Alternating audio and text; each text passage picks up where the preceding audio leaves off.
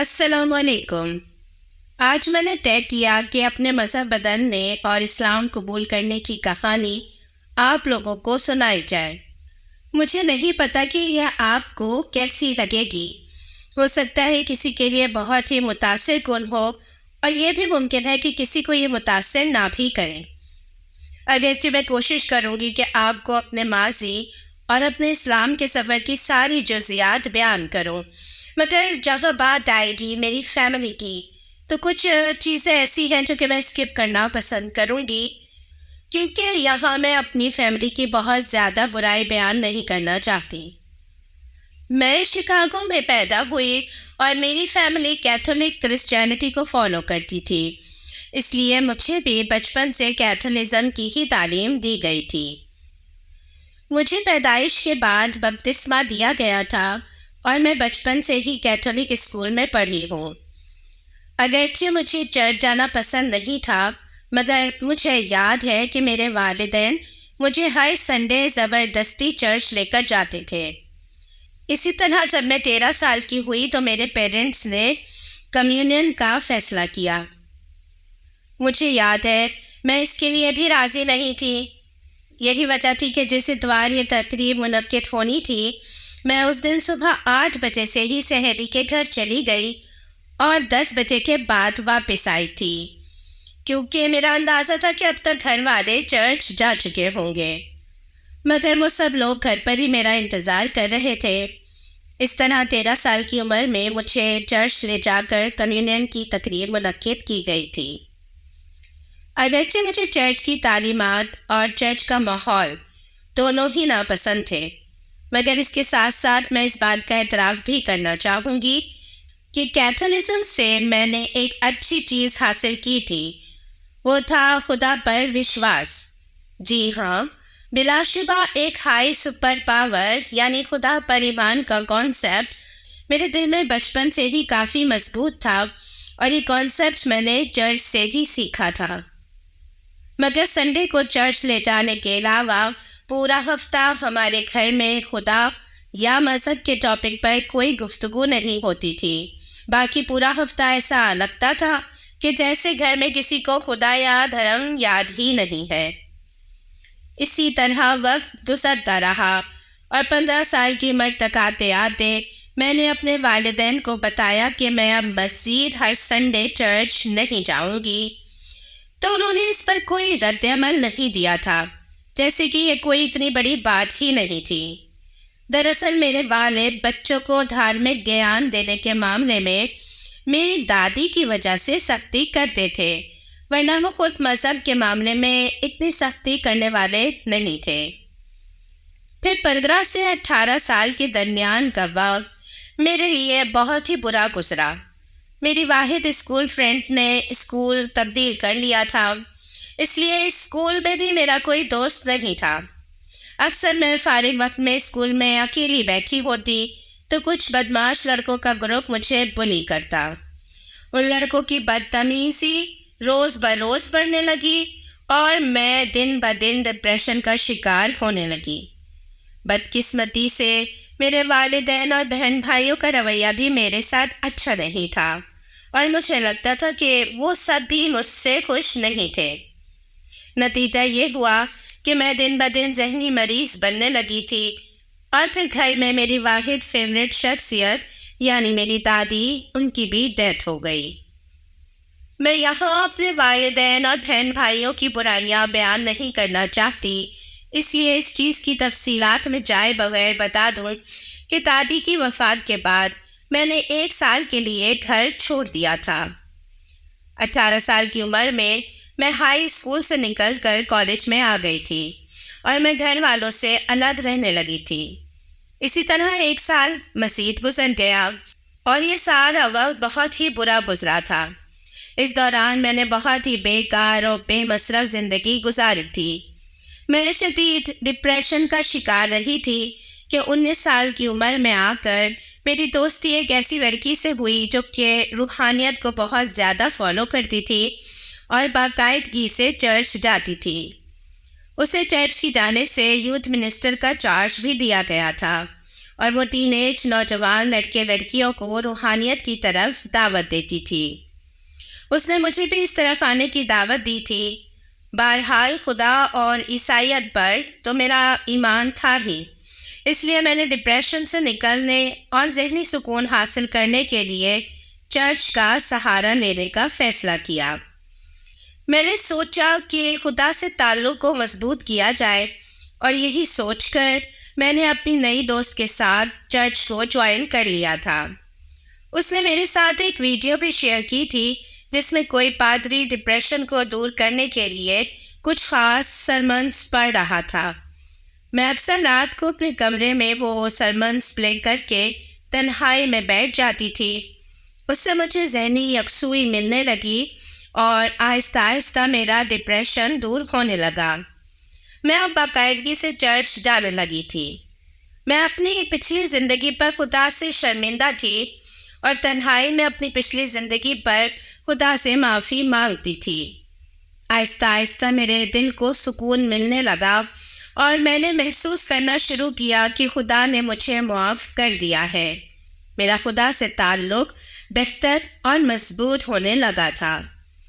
میں نے طے کیا کہ میں اب خدا سے دور نہیں جاؤں گی اور اب اپنی باقی ساری زندگی خدا کے سپرد کر دوں گی، کیونکہ خدا کے تعلق نے ہی فائنلی مجھے ذہنی سکون اور خوشیوں بھری زندگی واپس دی تھی۔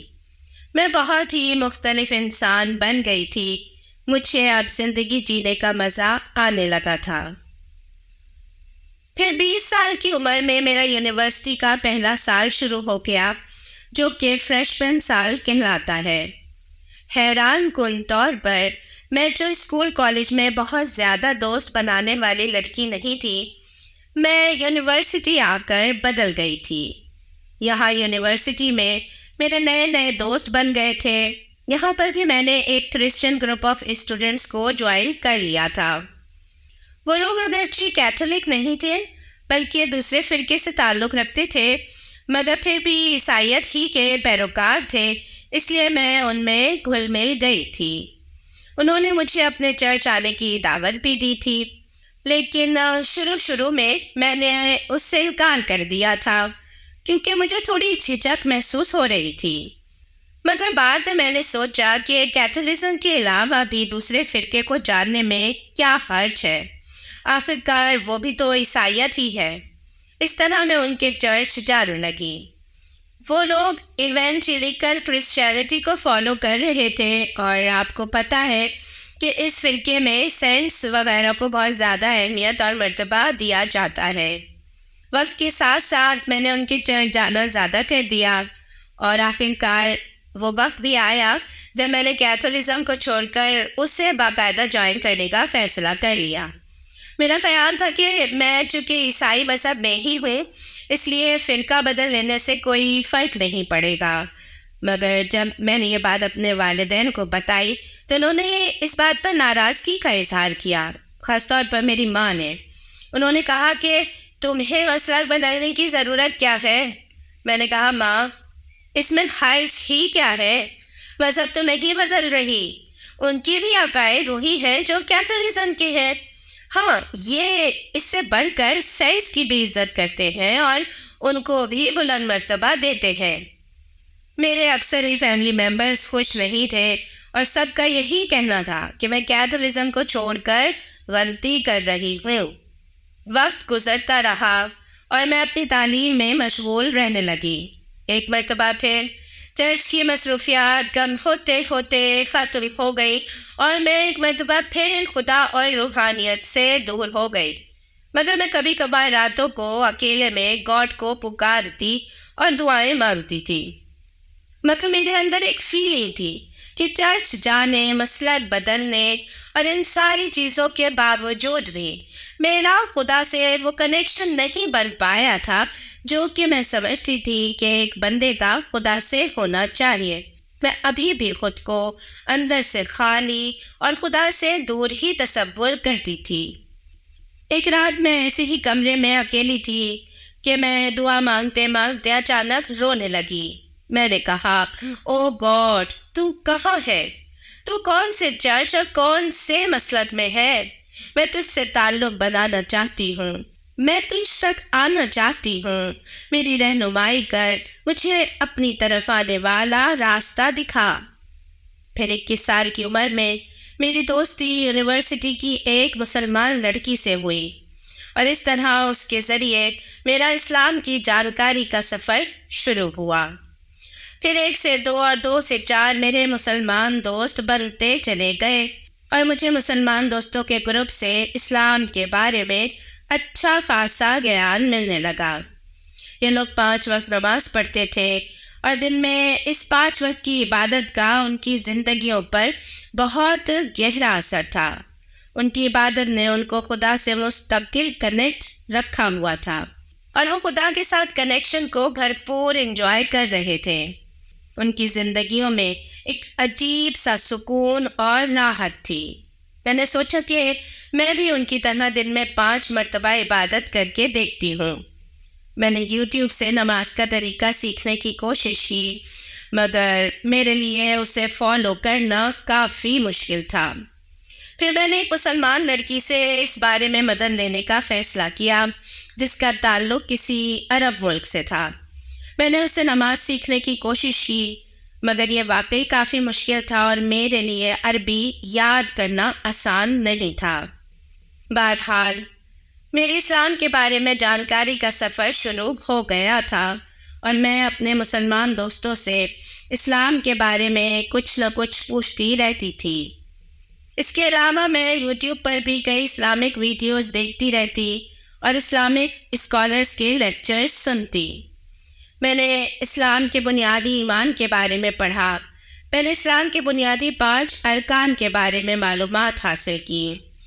میں نے تحقیق کی کہ اسلام اور عیسائیت میں کیا فرق ہے، اور کون کون سی چیزیں ہیں جو دونوں مذاہب میں ایک جیسی ہیں۔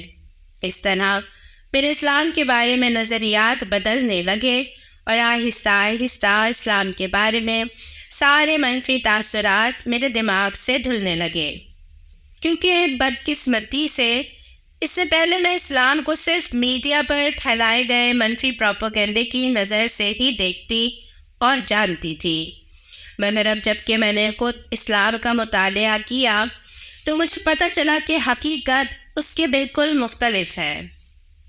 پھر اسلام کی جانکاری کے حوالے سے اپنے مسلم دوستوں کے انفلوئنس سے ہٹ کر اپنے طور پر جانکاری حاصل کرنے کا فیصلہ کیا۔ میں یونیورسٹی کی لائبریری میں گھنٹوں وقت گزارنے لگی۔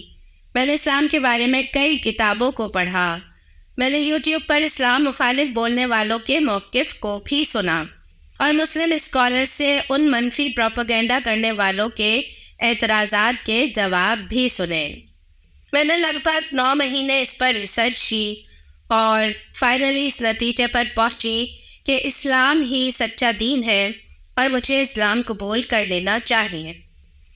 مگر اس کے ساتھ ساتھ شیطان میرے دل میں یہ وسوسہ بھی ڈال رہا تھا کہ تم جذباتی ہو رہی ہو اور وقتی جذبات کی رو میں بہہ کر یہ فیصلہ کر رہی ہو، اور آبویسلی والدین اور معاشرے کے منفی رد عمل کا خوف بھی میرے اسلام قبول کرنے کے راستے میں رکاوٹ تھا، کیونکہ مجھے یاد ہے کہ میرے والدین نے میرے مسلک بدلنے اور کیتھولزم کو چھوڑنے پر اتنا شدید رد عمل دیا تھا، تو مذہب بدلنے پر تو وہ قطعی خاموش رہنے والے یا خوش ہونے والے نہیں تھے، اور دوسری طرف دل ہی دل میں ایک یہ احساس کہ میں ایک امریکی ہو کر غیر ملکی لوگوں یعنی عرب لوگوں کا دین اختیار کرنے جا رہی تھی۔ تو میں ان دنوں کافی کنفیوز تھی۔ رات کو میں کنفرم فیصلہ کرتی کہ مجھے اسلام قبول کر لینا چاہیے، مگر صبح ہوتے ہی جب اپنے ارد گرد معاشرے کو دیکھتی تو ارادہ بدل دیتی۔ مگر میں نے ابھی تک اپنی عرب سہیلی کو اس بارے میں نہیں بتایا تھا۔ اسی طرح 2-3 مہینے اور گزر گئے، اور ایک دن میں نے اپنی عرب سہیلی کو بتایا کہ میں دل سے اسلام قبول کرنے کے لیے تو تیار ہوں، مگر اس کام کو سر انجام دینے کی ہمت نہیں جتا پا رہی۔ میں اپنے اندر جھجک والی کیفیت سے دن رات لڑ رہی ہوں۔ میری دوست نے بات سن کر کہا کہ تم اللہ سے دعا مانگو، وہ ضرور تمہاری مدد کرے گا۔ اس رات میں نے بہت رو رو کر اللہ سے دعا مانگی، اے میرے خدا، اگر اسلام سچ ہے تو میرے اندر کی جھجک کو ختم کر دے اور میرے لیے اسے قبول کرنے کا رستہ آسان کر دے۔ میں رو رہی تھی اور دعا مانگ رہی تھی، اے اللہ، میں تیری طرف آنا چاہتی ہوں، تو میرے لیے اپنی طرف آنے والے راستے کو آسان فرما۔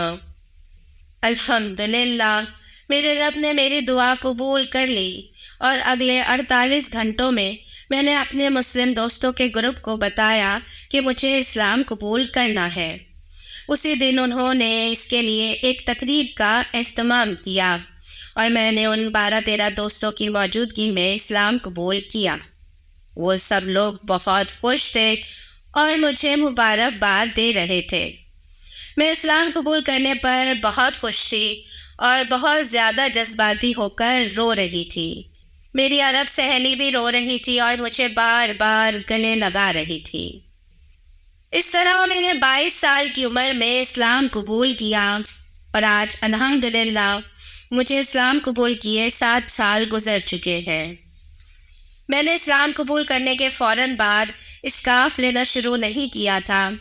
میرا نماز سیکھنے اور اسلامی احکامات کو سیکھنے اور عمل کرنے کا سلسلہ ضرور شروع ہو گیا تھا۔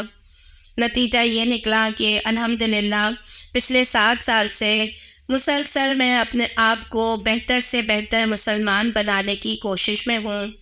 بلا شبہ ہم انسان خطاؤں سے پاک نہیں، مگر اچھے سے اچھا بننے کی کوشش بہرحال جاری رکھنی چاہیے۔ ظاہری بات ہے، میری فیملی میرے اسلام قبول کرنے سے خوش نہیں تھی اور ان کو میرا حجاب لینا بھی پسند نہیں تھا، مگر مجھے اللہ کی خوشنودی زیادہ عزیز ہے اور اسی سوچ نے مجھے شدید مخالفت کے باوجود ثابت قدم رکھا۔ اس کے ساتھ ہی آپ مجھے اجازت دیجیے۔ السلام علیکم ورحمۃ اللہ۔